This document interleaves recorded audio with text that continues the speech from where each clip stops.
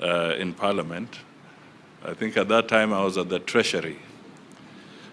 And it was an uphill task because I think people did not see the need to elevate the status of Parliament in terms of giving it proper facilities. So it was a very controversial decision at that time. But everything has a good lining. And today, we really congratulate you in this new structure. This building, in my view, has tremendously elevated the status of Parliament. Tremendously elevated the status of Parliament. And with an elevated status comes with elevated expectations, comes with elevated scrutiny, comes with elevated competition. I'm sure politicians out in the field are now looking at this. Mujichunge sana wajumbe. The second thing I want to say, Your Excellency, is that you have always taken the issue of Parliament very seriously. And indeed, it is your government that has created the first State Department of Parliamentary Affairs. We have never had a State Department of Parliamentary Affairs before, but in your government, you saw it fit to take the issues around the legislature very seriously, and in the process, created this State Department to provide liaison and better understanding and cooperation with Parliament. So, ladies and gentlemen, as we celebrate this big day, let us acknowledge that we have to work as a team. There's no option. And if you do anything otherwise, it will be at the peril of the country, and that should not happen. So with these remarks, congratulations, and wish you the very best as you serve the Kenyan people. Asante. Thank you very much. One of my great Kiswahili writers, Shaban Robert of Kusadikika, would have called this day siku ya watenzi wote. Na leo ni siku ya watenzi wote.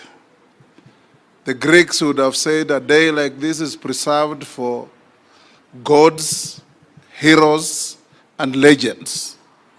Indeed, this is such a day. We have heroes and legends. I'm not sure we have any gods in a day like this. Your Excellency, this building was started when you are a member of Parliament. It was started when many of us were here. When some of us who have served for a little longer than many of you came to this Parliament, there was no office for any single member. Your working station was your car if you had a car, because many members didn't have cars either. We were being paid a salary of 18,000 in a brown envelope from a cash office, from the OP. Parliament was a department of the OP. And it's come a long way. When Francis Ole Kaparo was elected Speaker, I was a first-termer, and he picked me to sit in the Speaker's panel. And he embarked on reforming Parliament. It is the time of Kaparo that we had a gym. It's the time of Kaparo that we had Continental House. And things have moved on. We salute you, Mzee Kaparo. This evening, I'm coming to preside on the launching of your book, and I invite members to join you. We have moved on to where we are. Parliament is now a vibrant, independent institution acting in representation, oversight of the government and legislation to make our country better. This building here, Your Excellency, when I got the privilege to be the Speaker of the National Assembly of Kenya, I toured with my commissioners, and there was a real risk of this building turning into a stalled project and a white elephant. Contractors had left.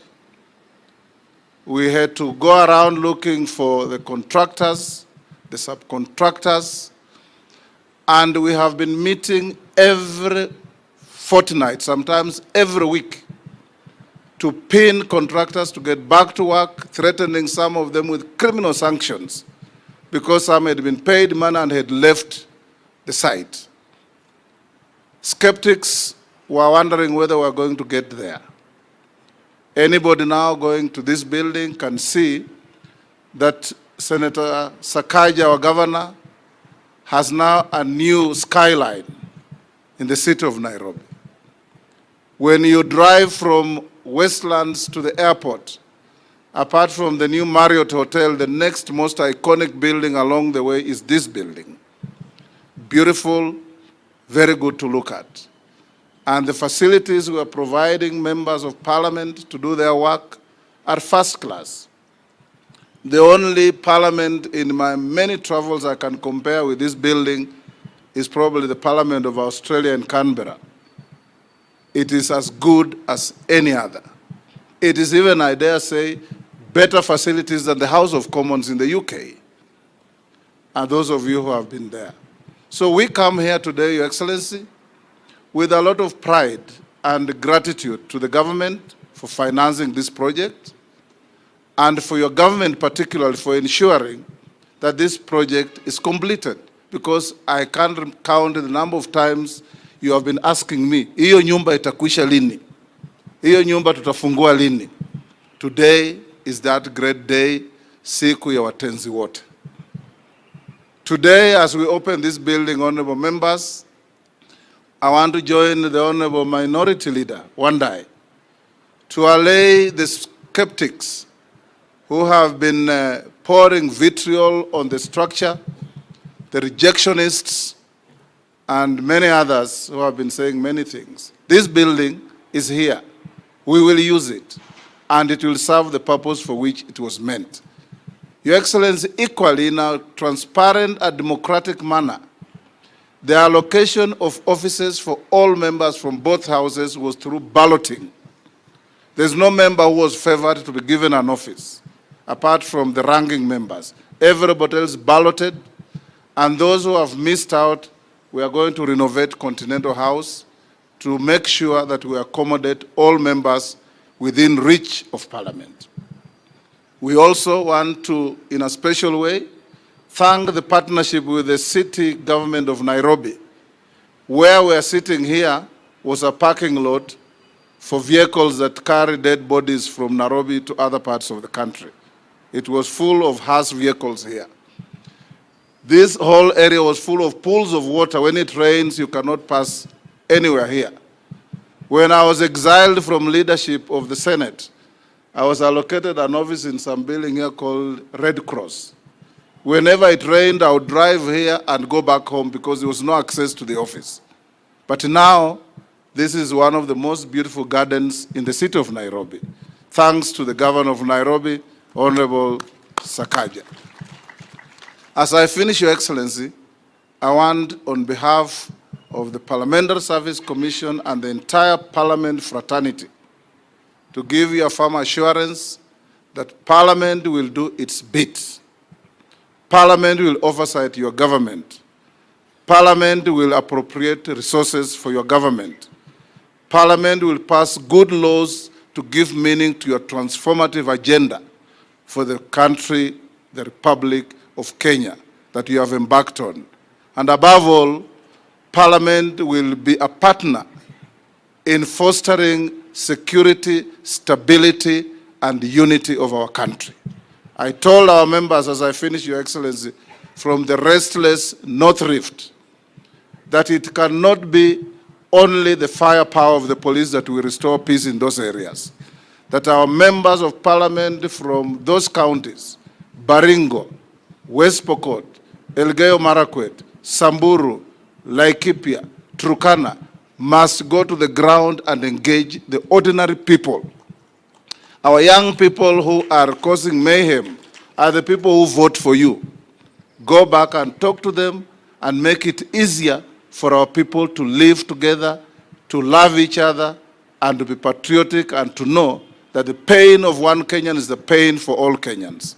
Let me finish here, Your Excellency, by once again thanking you for taking your time with the members of your executive to come and preside over the opening of this magnificent building.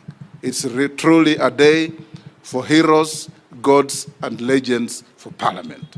Allow me now to invite Mutu wa kusema ukweli, my brother Rigiji, our Deputy President, to come and make a few remarks and then invite you. As he does so, on behalf of my brother Kingi, let me also acknowledge and mention in a special way our able deputies. You may be upstanding.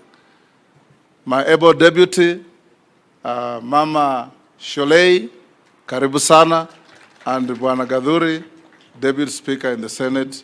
You are not given an opportunity to speak, but you always speak in the House, so you shouldn't complain.